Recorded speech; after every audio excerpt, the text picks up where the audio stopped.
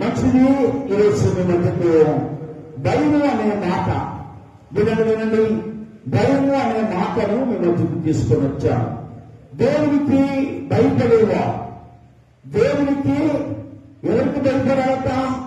దేవునికి భయపడాలి. దేవునికి భయపడకుండా ఉన్నటువంటి వారందరూ ఇప్పుడు గృహాల్లో ఉంచబడ్డారు.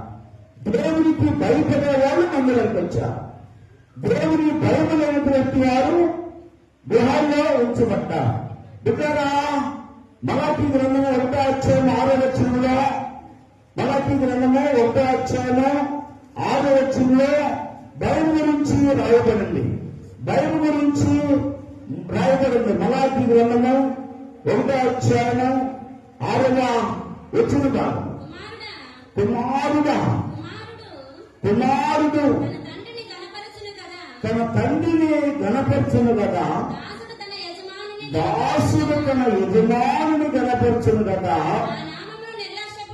నా నామమును నిర్లక్ష్య పెట్టే యాజకులాగా నేను తండ్రినైతే నాకు రావాల్సిన ఘనత ఏమాయను? నేను యజమానునైతే నాకు భయపడేవాడు ఎక్కడ ఉన్నాడు అని సైన్యములకు అధిపతి యెహోవా మిమ్మల్ని అడగగా చాలు. కనుక భయము, మనము ఎవరికి భయపడాలంటే దేవునికి భయపడాలి. ఎవరికి భయపడాలి?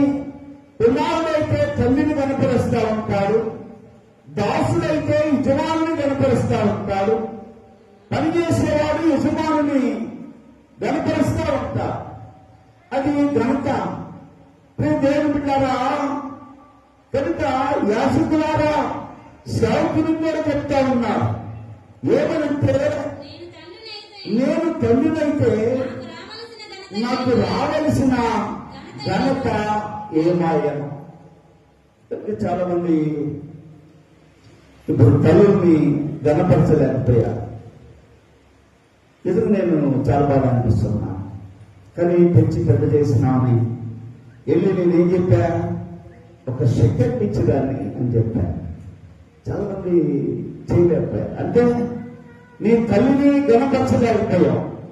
నీ ఎదుటి ఉన్న తల్లినే గణపరచలేకపోతే నీ దేవుడిని ఏం గణపరుస్తావు? అవునా కాదా? నీ తల్లిని కని పెంచి పెద్ద చేసి నువ్వు విసుకున్నా, నువ్వు రోత చేసినా, జస్ట్ స్లైట్ యాటిట్యూడ్